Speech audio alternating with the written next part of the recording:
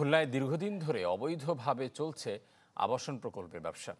৯৪টি প্রতিষ্ঠানের মধ্যে কোনোটিরই খুলনা উন্নয়ন কর্তৃপক্ষ কেডিএর অনুমোদন নেই।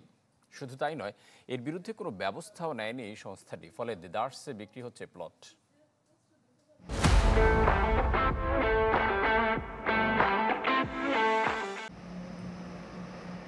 খুলনা নগরী ও আশপাশের এলাকায় গড়ে উঠেছে কমপক্ষে ৯৪টি আবাসন প্রকল্প।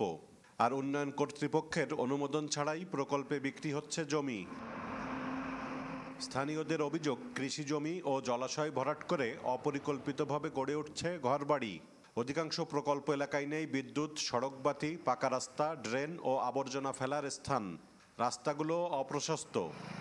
ভূমি ব্যবসায়ীরা তারা জমি কিনছে, কিন্তু কোনো ধরনের অনুমোদন ছাড়া, রাস্তার অনুমোদন, ড্রেনের জায়গা না রেখেই তারা কিন্তু অপরিকল্পিতভাবে এই জায়গাগুলো বিক্রি করছে। কেসিসির যে সেবা সেটা ভবিষ্যতে পাবে না।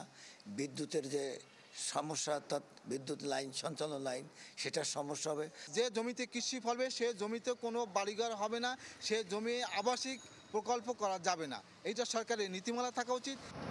কৃষি সম্প্রসারণ অধিদপ্তর জানায়, আইন অমান্য করে এসব করায় কমছে শস্য ও মাছ উৎপাদন। এরপরেও টনক নড়ছে না কর্তৃপক্ষের।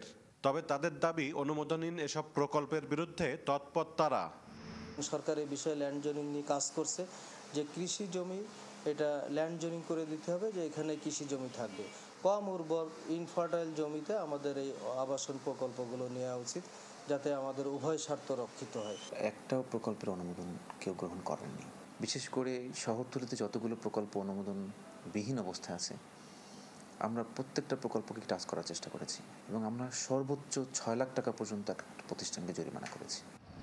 আবাসন প্রকল্পগুলোতে প্রতি কাঠা জমির দাম ৫ থেকে ১৫ লাখ টাকা পর্যন্ত। মামুন রেজা, চ্যানেল 24, খুলনা।